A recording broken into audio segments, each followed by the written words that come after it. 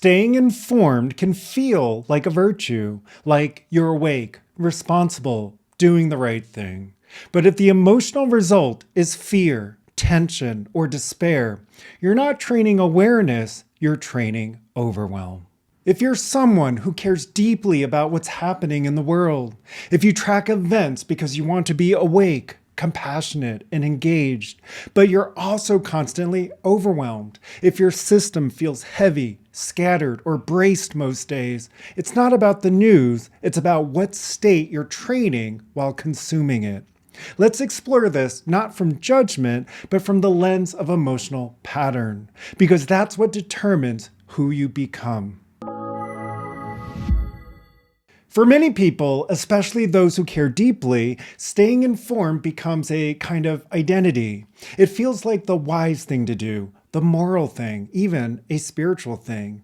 Like if you really care about the world, you have to stay up to date. You have to know who's suffering. You have to bear witness. And there's truth in that, but here's the real question. What emotional state are you reinforcing while you're doing it? Because that state becomes your baseline. If being informed comes with daily dread, tightness, or reactivity, then you're practicing vigilance without recovery, empathy without clarity. That's not alignment, that's emotional exhaustion wearing the mask of awareness.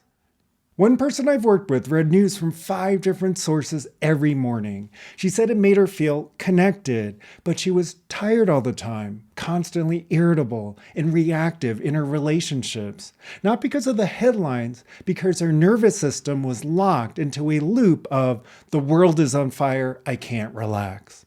Every repetition of that thought reinforced the same emotional state until she shifted the frame. She kept reading, but trained herself to notice the signal. What's happening in my body right now? What am I practicing with this repetition? She learned to choose her state while engaging. And sometimes that meant stepping back. Other times it meant holding center while reading something intense. It wasn't about consuming less, it was about consuming with capacity. This is the part most people miss. It's not about watching the news or turning it off. It's about the state you train before, during, and after consuming it. Do you check the news with a calm system, steady breath, and clear focus? Or with a clenched jaw, scattered thoughts, and dread already rising?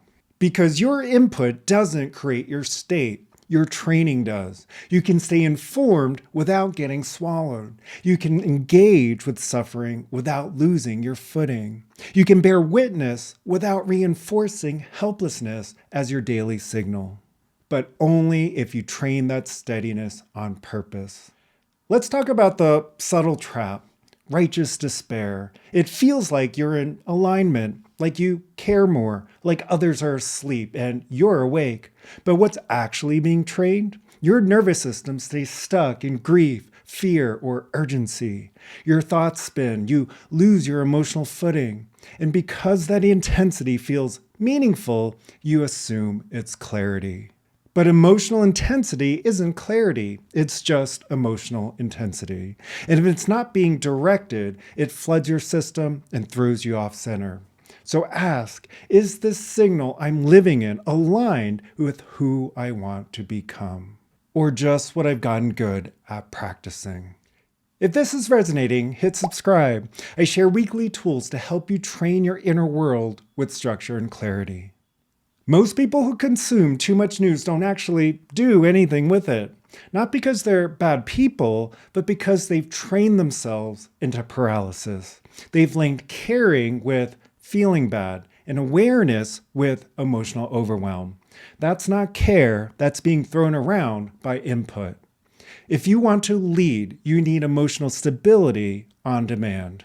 Not based on how the world is doing, based on what you've trained your system to do.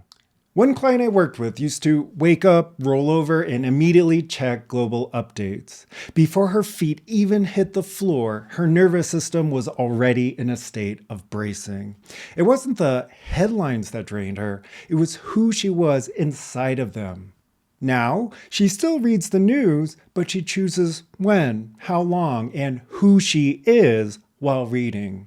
Before she opens anything, she practices calm. Not for long, just 60 seconds, not to avoid reality, but to train stability before contact. Then she reads, not just to gather facts, but to practice presence under pressure. And afterward, she resets, not to shake it off, but to reclaim her signal. Because she's not just tracking world events, she's training emotional steadiness while doing it. That's what we're really talking about here. Not what you consume, but who you are while you consume it. If you're hearing this and thinking, that sounds like me, you're not too sensitive, you're not doing it wrong, you've just been unconsciously reinforcing a state that doesn't serve. Not weakness, just a pattern that keeps you reactive and emotionally flooded. That can change, but not by accident, only through training. What emotional state are you practicing every time you stay informed? And does that pattern reflect the future you're committed to? If you're ready to stop managing emotional overload and start training a steady, resilient inner state, I've built a system for that. It integrates perception, emotion, and nervous system, so you don't just understand your patterns, you actually shift them. The link's below. I also share practices weekly on Instagram at Mike Wong Coaching. And if you want more depth, join the newsletter below. Thanks for watching, and I'll see you in the next video.